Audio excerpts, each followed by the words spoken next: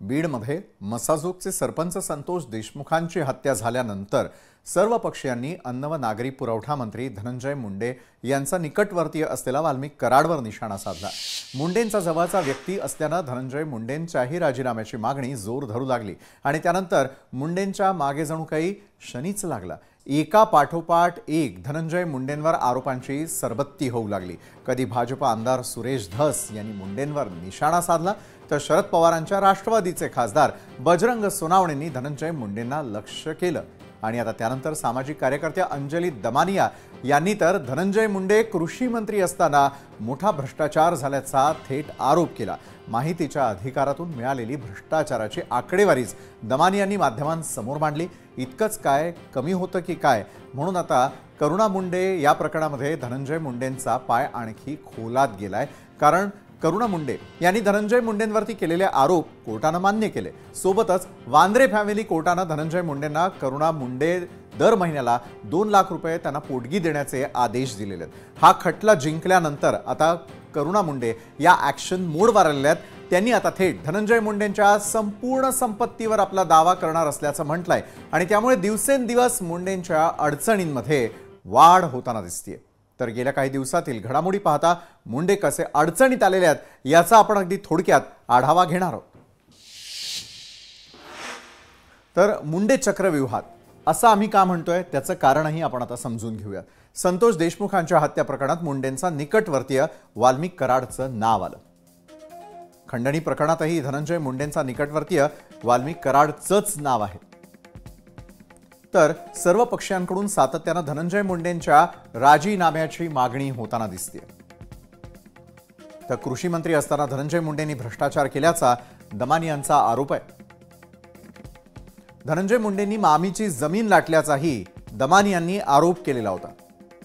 तर बीड जिल्हा नियोजन समितीच्या निधीमध्ये घोटाळा झाल्याचा देखील आरोप आहे।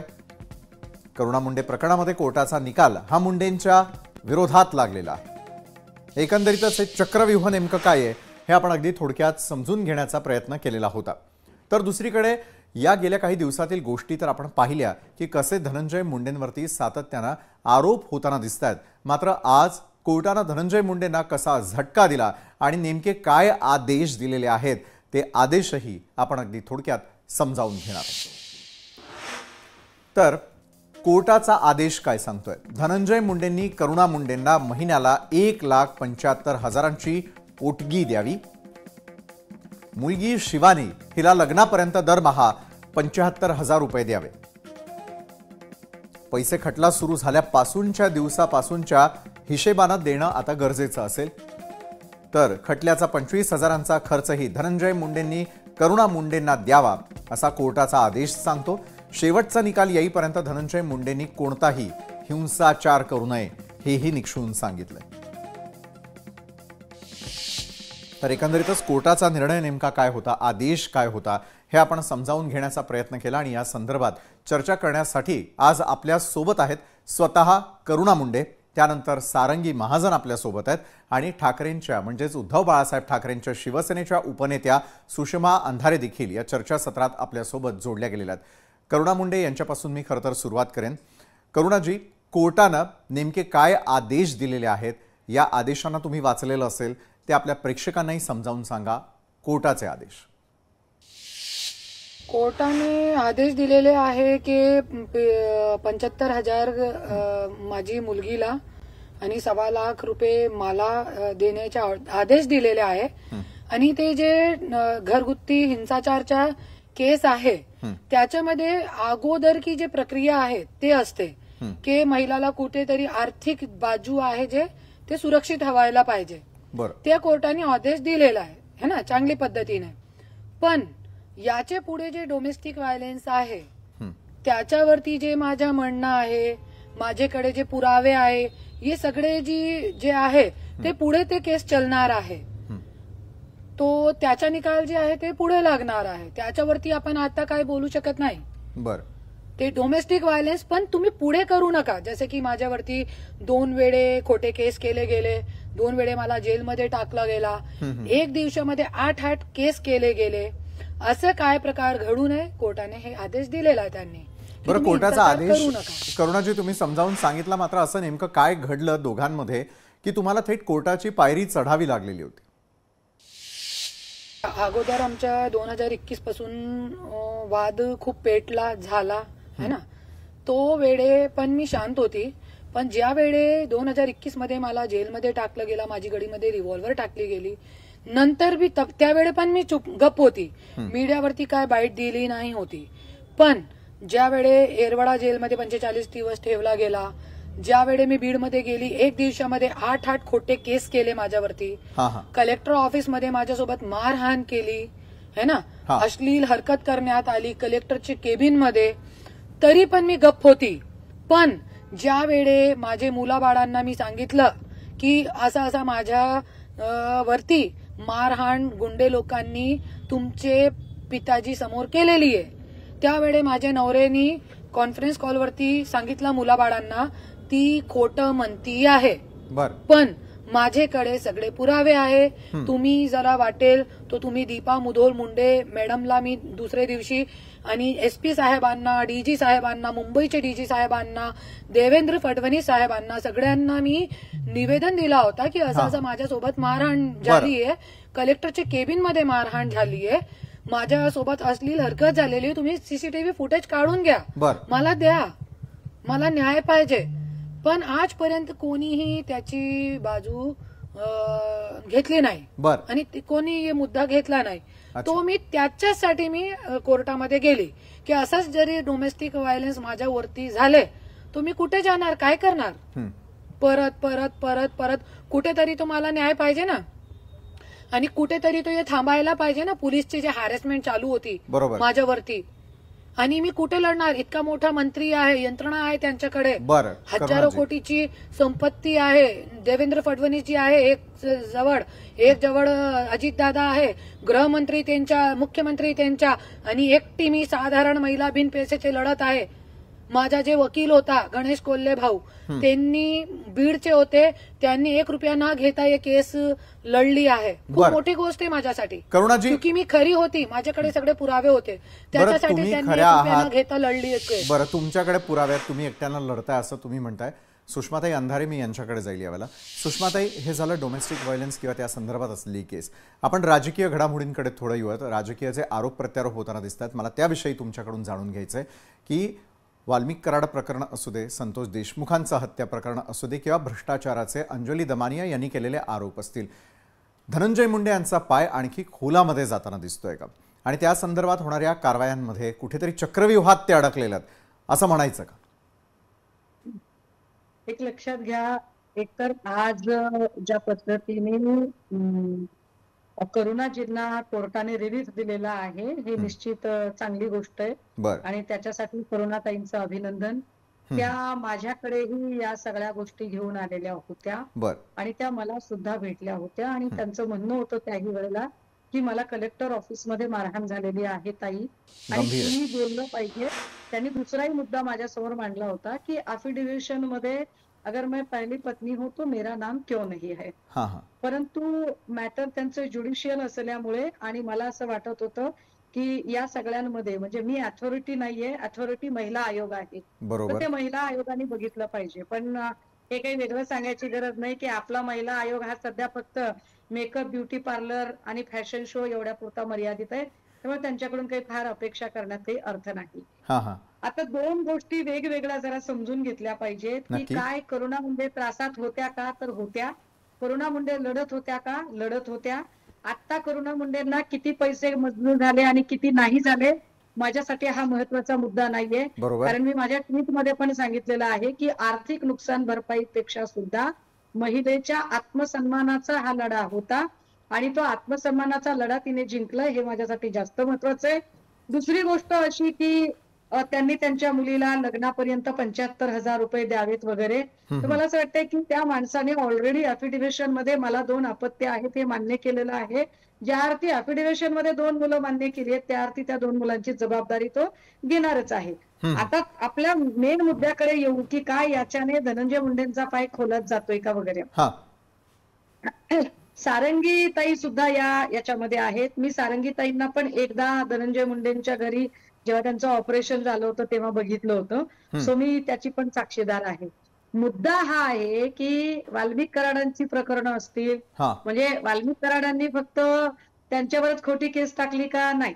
वाल्मिक कराडांनी सुषमा अंधारेवर पण खोटी केस टाकली, हे पण माहिती आहे सगळ्यांना. बरं, मुद्दा हा आहे की राख माफिया, वाळू माफिया किंवा अजून काही गोष्टी किंवा हे करुणाताईंचं प्रकरण, घसारंगीताई, जे काही असतील ते, ह्या सगळ्या गोष्टी काय देवेंद्रजींना आधी माहित नव्हत्या का?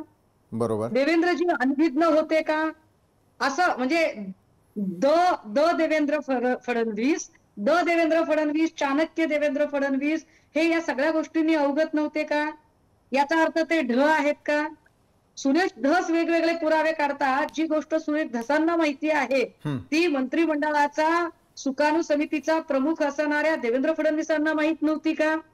जे भाव अंजली दमानिया सांगताहेत ते भाव कृषी अर्थमंत्र्यांना आणि मुख्यमंत्र्यांना कळत नव्हते का? आणि मग एवढं सगळं असताना आता राजीनाम्यासाठी मागणी केली जाते. मुळात त्या माणसाला मंत्रिमंडळात सामावून का बरं घेतलं गेलं? सामावून घेणारे कोण? देवेंद्र फडणवीस. माझा मुद्दा पुन्हा पुन्हा आहे की संतोष देशमुख साहेबांच्या हत्येचं राजकारण करून ज्या पद्धतीने गलिच्छपणा केला जातोय, अंजली दमानिया आणि सुरेश धस दोघे जी काही मांडणी करतात ती मांडणी करताना आपण मला राजकीय विचारलंय म्हणून मी राजकीय अँगल सांगते की हे दोनही लोक देवेंद्र फडणवीसांना सेफ ठेवतात, एकनाथ शिंदेना सेफ ठेवतात.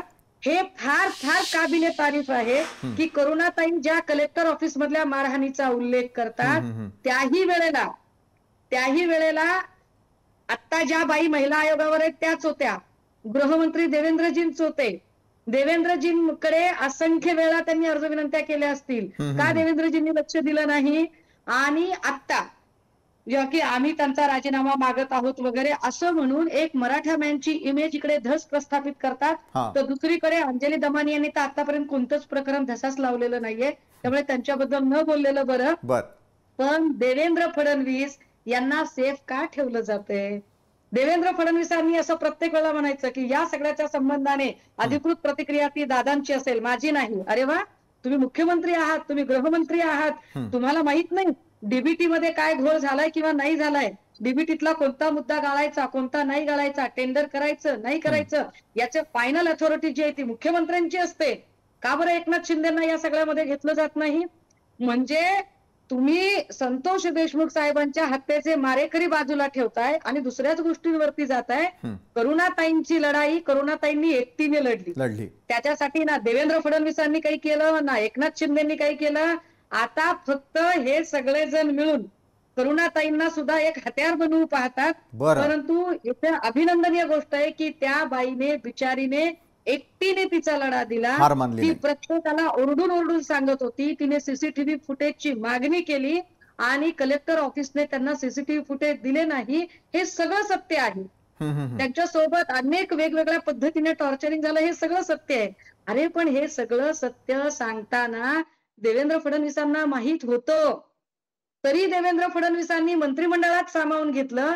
याचा अर्थ देवेंद्र फडणवीस जाणीवपूर्वक एखाद्या उंदराला खेळवावं, मांजराला खेळवावं अशा पद्धतीने खेळवण्याचं जे चाललेलं आहे त्यांचं राजकारण, सपोकेट करतायत हे सगळं राजकारण, मराठवाड्यातली परिस्थिती अधिकाधिक चिघळवण्याचा प्रयत्न करतायत. तो अत्यंत गलिच्छ आहे. बरं, मग सुषमाताई, हे चक्रव्यूह कुणाचं आणि चक्रव्यूहामध्ये अडकवणारे कोण कोण याविषयी मी पुन्हा एकदा आपल्याकडे येईल. मात्र तुम्ही जो मगाशी आता कलेक्टर केबिनचा उल्लेख केला त्या अनुषंगानं करुणाजींना पुढचा प्रश्न आहे. कलेक्टर यांच्या केबिनमध्ये त्या दिवशी जे काय घडलं होतं ते तुम्ही तत्कालीन मुख्यमंत्र्यांना कळवलं का?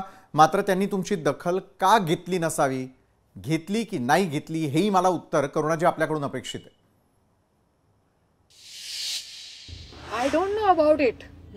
मला नाही माहिती की मी सांगू शकत नाही हे लोक कशाला इतकी मोठी गोष्ट भारत माता की जय, वंदे मातरम, माता धरती को भी मां मानने वाला ये देश, और लाड़की बहन को 1500 रुपए की भीख दी जाती है, जहां पे लेक लाड़की योजना, बेटी बचाओ बेटी पढ़ाओ, ये सब फेक है. आप महिला को, एक मंत्री की पत्नी को संरक्षण नहीं मिल पाता है. एक मंत्री की बीबी जो आज 3 साल से न्याय के लिए भटक रही है, उसके साथ मंत्री है वहां पे, कलेक्टर है, एसपी है, पुलिस वाले हैं, सब है, फिर भी उसके साथ मारहाण होती है, बदतमीजी होती है, पर सगळी यंत्रणा जे आहे ते गप्प रहती है. अच्छा, मी काय करणार, मी काय बोलणार याच्यावरती.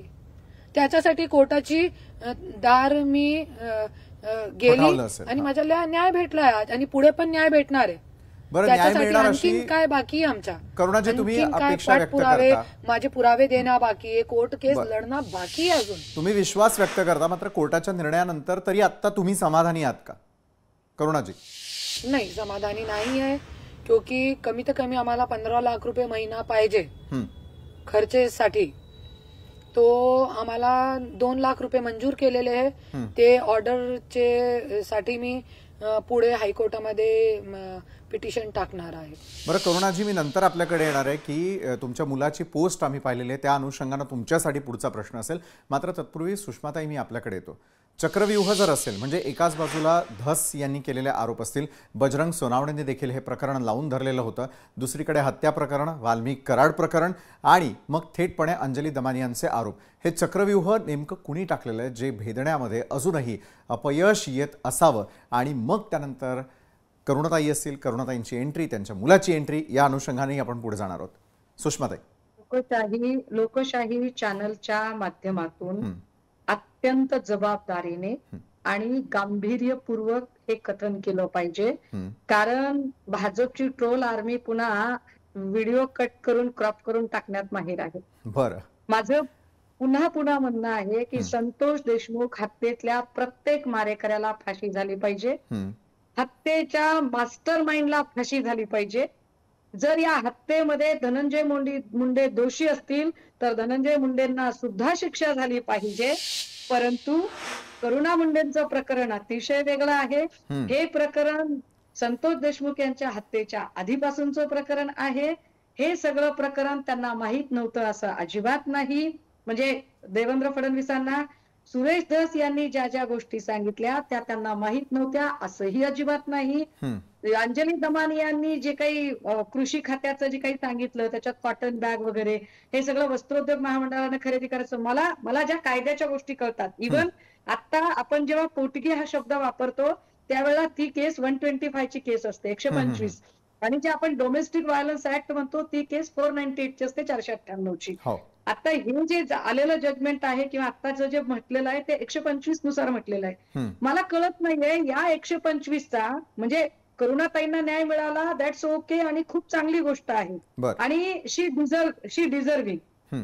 आणि त्यांनी जे सांगितलं की होय माझी लाईफस्टाईल वेगळी आहे आणि ऍज अ मिनिस्टर्स वाईफ म्हणून त्यांनी त्यांची एक लाईफस्टाईल जगलेली आहे. सो 15 लाख नाही, ती 20 लाख रुपये मागू शकते, तिचा नवरा ती मागेल.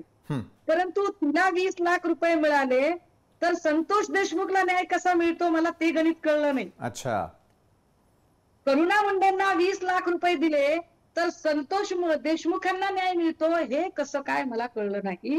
पडगिलवारांनी जी याचिका दाखल केली त्या याचिकेचं चित्र बोलल्यानंतर इकडे संतोष देशमुखांना न्याय कसा मिळतो हे अजून माझ्या लक्षात आलेलं नाही. तुम्ही थेट बोला की वाल्मिक कराडला प्रिव्हिलेज मिळतं कारण एक राजकीय वरदहस्त आहे आणि तो राजकीय वरदहस्त काढण्यासाठी धनंजय मुंडेंनी राजीनामा द्यावा, दॅट्स ओके, फाईन, तो राजीनामा मागितलाच गेला पाहिजे. अरे पण तो राजीनामा मागण्यासाठी जे धडपडतायत ते भाजपचे आहेत ना, आणि तेच भाजपचे काल असं उदात्तीकरण करत होते देवेंद्र फडणवीसांचं बीडमध्ये. आपण खूप कणखर भूमिका घेताय. कसली कणखर भूमिका घेतली देवेंद्र फडणवीसांनी? देवेंद्र फडणवीस कणखर भूमिका घेत नाहीये. देवेंद्र फडणवीस 2 जातींमध्ये भांडणं लावतायत. देवेंद्र फडणवीस जाणीवपूर्वक हा सगळा तणाव एन्जॉय करत आहेत. देवेंद्र फडणवीसांना स्थानिक स्वराज्य संस्थांच्या इलेक्शन मध्ये जो बीड मधला मराठा समुदाय त्यांच्या विरोधात गेलेला आहे तो मराठा समुदाय त्यांना फेवर मध्ये करून घ्यायचा आहे. काल त्यांनी तेच केलं. सुरेश धसांच्या स्टेजवर स्वतःची भलावण करून घेणं, स्वतःवर स्तुतीसुमनं उधळून घेणं, हा सगळा त्यातलाच प्रकार होता. या सगळ्यांनी संतोष देशमुखांना कसा न्याय मिळणार आहे हे गणित अजूनही कुणी समजावून सांगत नाहीये. बाकी या निमित्ताने धनंजय मुंडेंच्या सोबतचे स्कोर सेट करण्याचा कार्यक्रम चाललाय हे सुद्धा तितक्याच धाडसाने सांगितलं पाहिजे. हे स्कोर सेट करणं चाललेलं आहे. धनंजय मुंडेंची चूक आहे का? अलबत्त चूक आहे. काय चूक आहे त्यांची? त्यांनी वाल्मिक कराडला नको एवढे अधिकार दिले, ही चूकच आहे त्यांची. सुरेश धसांच्या सगळ्या भाषणातलं एक वाक्य माझ्यासाठी महत्वाचं आहे आणि ते खरोखर बरोबर आहे की धनंजय मुंडे यांनी स्वतःचं मंत्रिपद 5 वर्ष लीजने वाल्मिकला दिलं, ओके, आणि त्यामुळे घोळ झाले. अरे पण आता जे सगळं केलं जातंय याने संतोष देशमुखला न्याय कसा मिळणार आहे हे काही माझ्या म्हणजे आकलनाच्या पलीकडे आहे. देशमुख साहेबांची हत्या राजकीय इष्टापत्ती म्हणून वापरली जाते आणि विशेष राजीनामा घेण्याचा अधिकार हा फक्त आणि फक्त देवेंद्र फडणवीसांचा आहे आणि त्याच देवेंद्र फडणवीसांनी सगळं माहित असताना मंत्रिमंडळात सामावून घेतलं. म्हणजेच देवेंद्र फडणवीस हे रिंग मास्टर बनून सगळ्यांना नाचवतायत, सगळ्यांना खेळवतायत आणि अक्षरशः पीडिताचं कुटुंब मात्र आशेने बघतंय. पीडिताच्या कुटुंबाने या कोणीच अपेक्षा केल्या नाही की तुम्ही डीबीटीचं काय झालं ते सांगा, करुणाताईंचं काय झालं ते बिचारे सारखं हेच म्हणतायत. आणि विष्णू चाटेचा मोबाईल रिकव्हर का होत नाही ते सांगा, आणि त्या विष्णू चाटेच्या मोबाईलवर मात्र कुणीच बोलत नाही. बरोबर आहे. अनेक प्रश्न आजही उपस्थित आहेत आणि चक्रव्यूह नेमकं कुणी टाकलं असेल याचा एक सूचक इशाराही तुम्ही आमच्याशी बोलताना दिसतात. मी आपल्याकडे येईलच. मात्र करुणाजी, बरं, तुमच्या मुलांना देखील आज एक पोस्ट केली आहे, त्यात तुमचा मुलगा म्हणतोय की आई त्रास देते मात्र वडील आमचे चांगले आहेत. काय सूचित करायचं आहे तुमच्या चिरंजीवांना? 100% धनंजय मुंडे सारखा कोणी वडील नाहीये पूर्ण भारतामध्ये. इतके चांगले वडील तो आहे. मीडियावरती अगोदर मी सांगितलेला आहे ते विषय, सकाळी सांगितलेला आहे मीडियावरती की चांगले नवरे पण होते, चांगले वडील पण होते, पण ते काही लोकांनी फूट पाडली आमच्यामध्ये. ते मी बोलणार नाही, पुढे बोलणार आहे. आजची गोष्ट मी बोलते. मुलांनी जी पोस्ट टाकली ती खरोखर सत्य आहे. क्योंकि आज त्यांना बघितलेलं आहे. ज्या वेळे मला जेलमध्ये टाकलं गेला होता, मुलगी फक्त 15 वर्षाची होती. आणि 15 वर्षाची मुलगी, माझी मुलगीनी मला सांगितला की आई मी ज्या वेळे स्कूल गेली होती, 9th मध्ये होती त्यावेळे माझी मुलगी, स्कूल गेली आणि स्कूलमध्ये टीचरनी विचारलं की तुमची आई जेलमध्ये आहे का? आम्ही बघितलेला आहे मीडियावरती.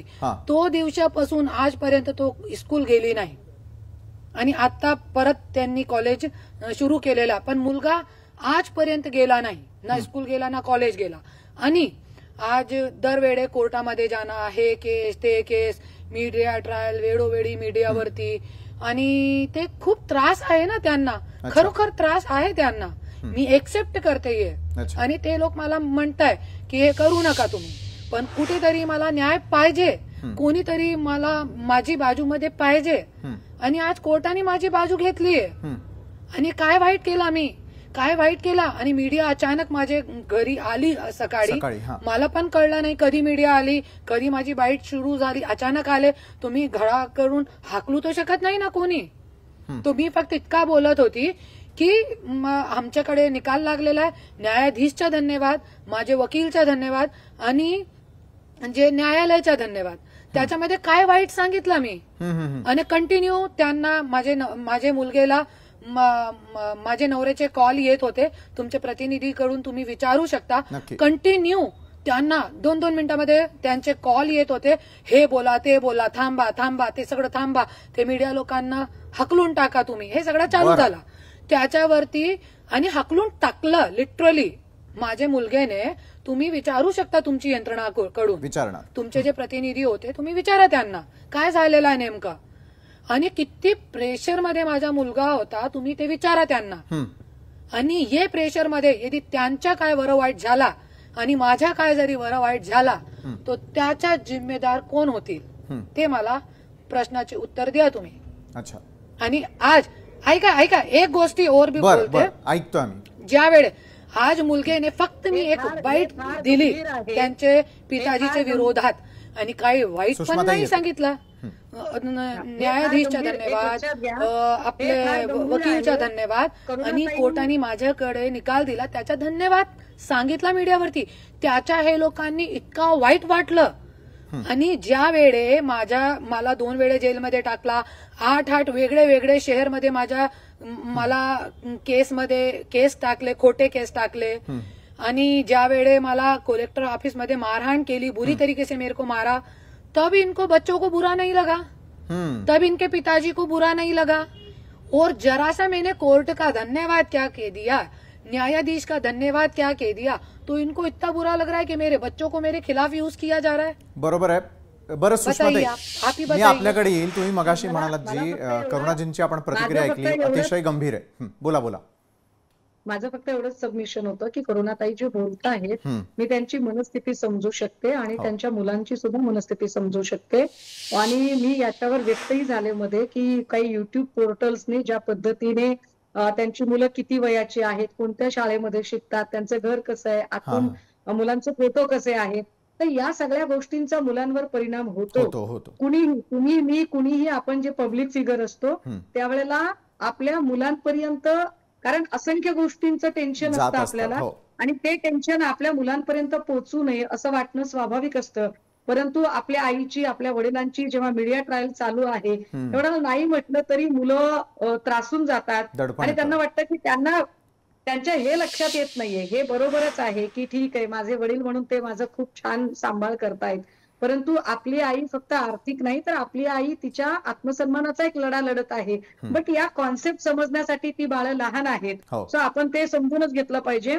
बरोबर. परंतु त्या मुलांची मानसिकता, त्यांचं म्हणणं, त्यांच्या म्हणण्याच्या मागचा दृष्टिकोन हाही महत्वाचा आहे. कारण मुलांना आईही हवी असते, त्यांना बाबाही हवे असतात. परंतु आपण सगळी लोक इतकी मीडिया ट्रायल करतो की यामध्ये या सगळ्या लेकरांची मानसिकता बिघडते. कृपया हे आपल्या माध्यमातून सगळ्याच माध्यमांनी हे समजून घेणं सुद्धा खूप गरजेचं आहे. बरोबर आहे सुषमाताई, तुम्ही म्हणताय. मात्र सद्य परिस्थिती काय हे दाखवणे तितकंच महत्वाचं होतं. त्यातही जबाबदारीनं हे दाखवणं खरोखर आपल्या सगळ्यांचं कर्तव्य आहे. करुणाजी, पुन्हा एकदा आपल्याकडे येईल. तुमचा मुलगा वडिलांची बाजू घेतो, तुमची घेताना दिसून येत नाहीये, यामागे काही वेगळं कारण आहे का? नाही, आणि आता खूप झालेला आहे. माझी जी सहनशक्ती आहे का पूर्ण संपूर्ण झालेली आहे. मी एकटी लढत आहे आणि आता माझी जे पूर्ण संपून गेली माझी ताकद. माझ्याकडे कोणी नाहीये आणि माझ्याकडे आई नाहीये. नाही, माझ्याकडे आई नाहीये, माझ्याकडे वडील नाहीये, माझ्याकडे माझी बहीण भाई कोणी नाहीये. आणि आज माझे मुलाबाळांच्या तोंड बघून मी जिवंत आहे. तरी पण आज त्यांना, माझ्या मुलाबाळांना माझे पाठीशी, माझ्या विरोधात टाकण्याचा प्रयत्न करत आहे.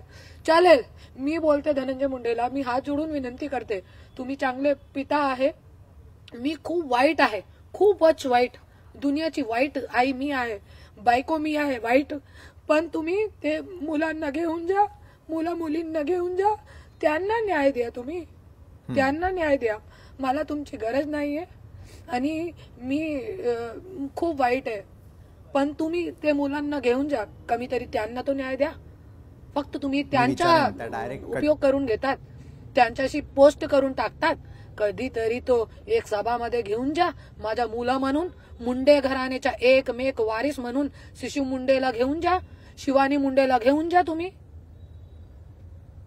हे सगळे लोक ऐश मौज करतात, फक्त मी आणि माझे मुला मुली ये जो जेल भोग रहे, हम जेल घर में रह के भी जेल जैसे जी रहे हम. कब पुलिस आएगी हमको लेने, हमको मालूम नहीं है कब पुलिस आ जाएगी हमको लेने के लिए झूठे केस में. इस भीति में हम डर रहे, हम जग रहे. मेरे घर वाले भी वहां पे भीति में जग रहे. तो नंबर ब्लॉक कर दिया मेरा कि भैया तेरा पति मंत्री है, हमको जेल में डाल डालेगा. बरं, भयावह परिस्थिती आहे. तुम्ही, मी पहिला प्रश्न विचारला होता त्यात तुम्ही उल्लेख केला होता एका पिस्तुला संदर्भातला. तुम्ही पिस्तुलाचा उल्लेख केला आणि पिस्तूल कुणी ठेवलं, त्यामागचा नेमका हेतू काय असू शकतो? मग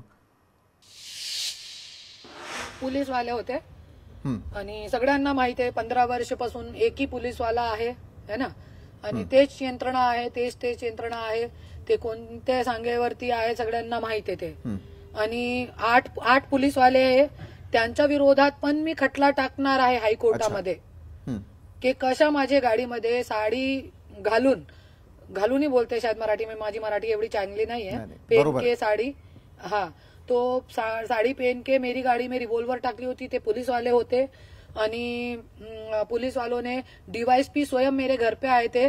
माझे मुला मुली नाबालिग होते त्यावेळे आणि त्यावेळे माझ्या मुला मुलींच्या समोर त्यांनी झडती घेतली.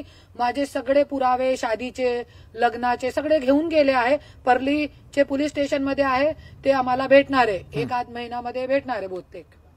आमचा लॅपटॉप, USB, मेरा कैमरा वेमरा मोबाइल सब लेकर गए थे पुलिस वाले.